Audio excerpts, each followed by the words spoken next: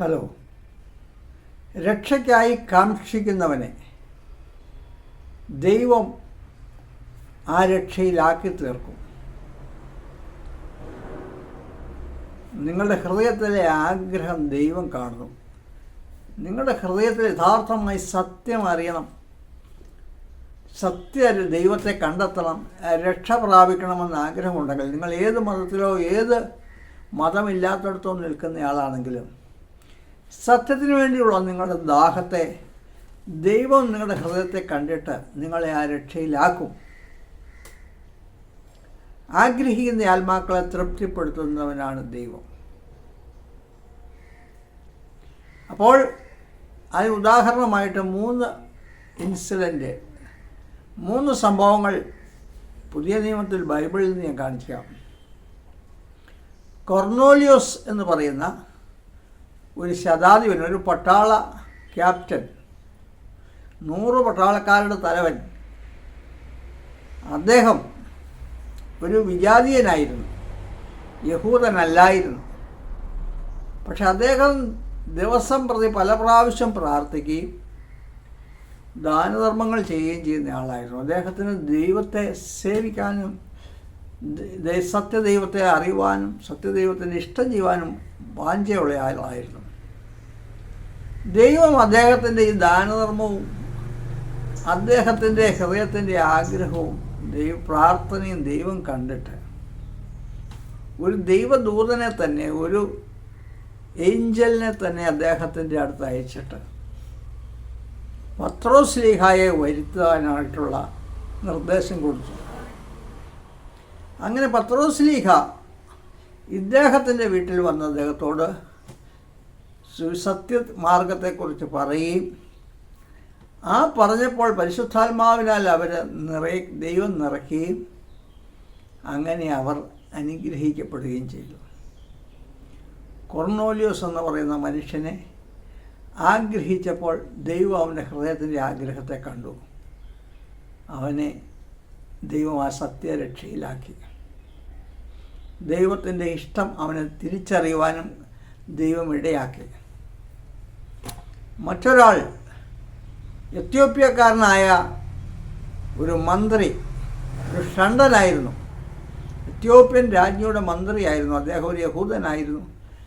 അദ്ദേഹം ജെറുസലേം ദേവാലയത്തിൽ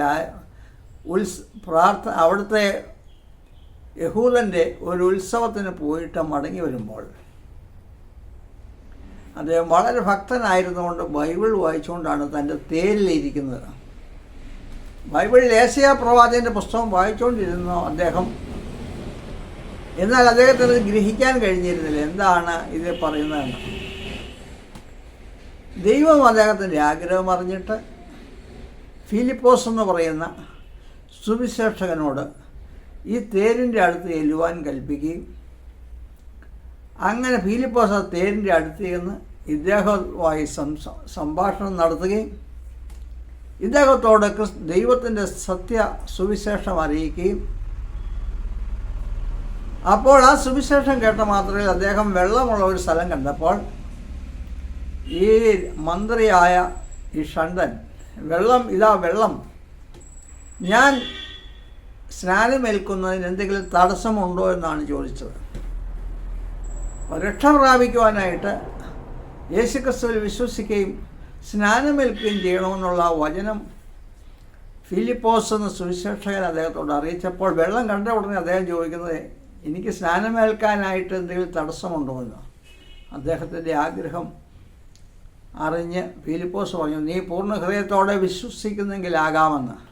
അപ്പോൾ വിശ്വസിക്കുന്നവർക്ക് യേശുവിൽ വിശ്വസിക്കുന്നവർക്ക് യേശുവിൻ്റെ കുരിശിൻ്റെ സന്ദേശത്തിൽ എൻ്റെ പാപമോചനത്തിനായിട്ടാണ് യേശു കുരിശിൽ മരിച്ചതെന്നുള്ള സന്ദേശത്തിൽ വിശ്വസിക്കുന്നവർക്ക് അവർക്ക് വെള്ളത്തിൽ മുങ്ങി സ്നാനമേൽക്കണമെന്നുള്ളത് സ്വർഗത്തിൽ നിന്ന് ദൈവം കൽപ്പിച്ചതാണ്.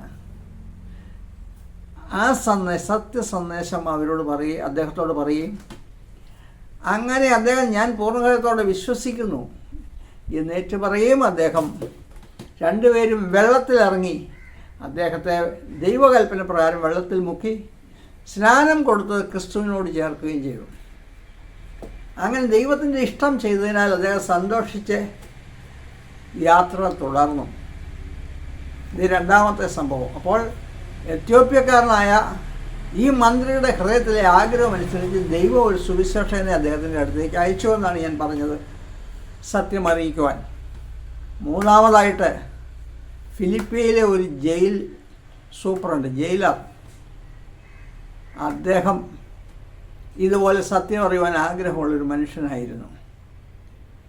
അദ്ദേഹത്തിൻ്റെ അടുത്തേക്ക്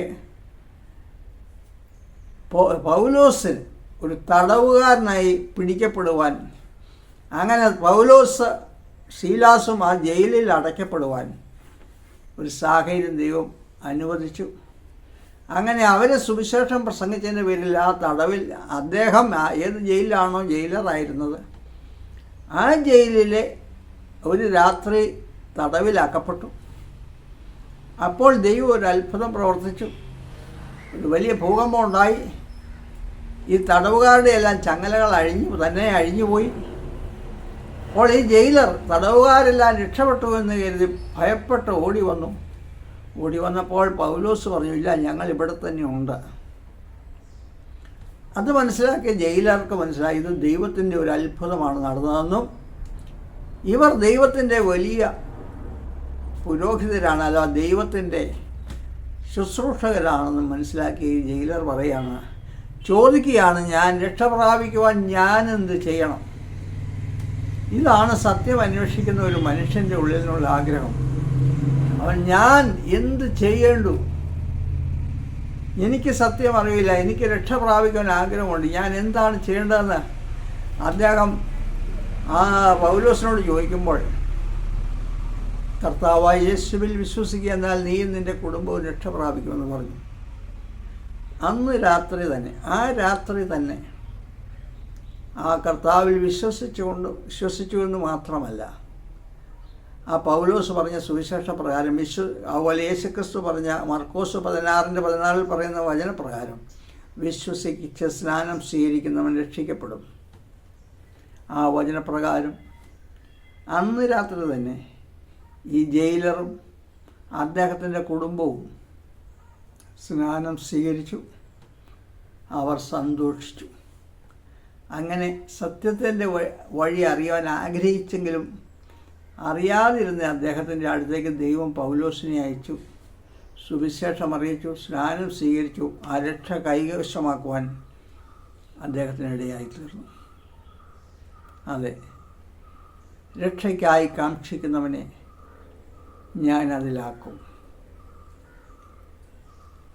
നിങ്ങളുടെ ഹൃദയത്തിൽ ഒരു ജീവിതമേ ഉള്ളൂ. ഈ ജീവിതം നിങ്ങൾ ദൈവത്തിൻ്റെ മുമ്പിൽ നിൽക്കേണ്ടതാണ്.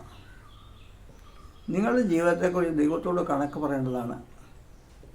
എന്നെ അവർ പറഞ്ഞത് അങ്ങനെ അനുസരിച്ചാണ് ഞാൻ ചെയ്തതെന്നോ, ഇവരിങ്ങനെയാണ് പറഞ്ഞത് അതുകൊണ്ട് ഞാൻ ചെയ്തതെന്നോ ഒന്നും നിങ്ങൾ പറഞ്ഞ ഒഴിവഴി ദൈവത്തിൻ്റെ മുമ്പിൽ പറയാൻ കഴിയില്ല. ദൈവവചനം നിങ്ങളുടെ വീട്ടിലും നിങ്ങളുടെ കയ്യിൽ ദൈവം എത്തിച്ചു തന്നിട്ടുണ്ട്, ദൈവത്തിൻ്റെ സന്ദേശം എത്തിച്ചു തന്നിട്ടുണ്ട്. എന്നാൽ നിങ്ങൾക്ക് താല്പര്യമില്ലാത്തതുകൊണ്ട് നിങ്ങൾ അതിനെ അവഗണിച്ചിട്ട് മാനുഷിക പാരമ്പര്യങ്ങളെയാണ് പിൻഗമിക്കുന്നതെങ്കിൽ നിങ്ങൾ ദൈവത്തോട് കണക്ക് പറയേണ്ടി വരും. ദൈവം സ്വർഗത്തിൽ നിറക്കി തന്ന ഈ സൗജന്യ രക്ഷയെ നിങ്ങൾ തള്ളിക്കളഞ്ഞതിന് നിങ്ങൾ നിത്യശിക്ഷയ്ക്ക് പാത്രമായി തീരും.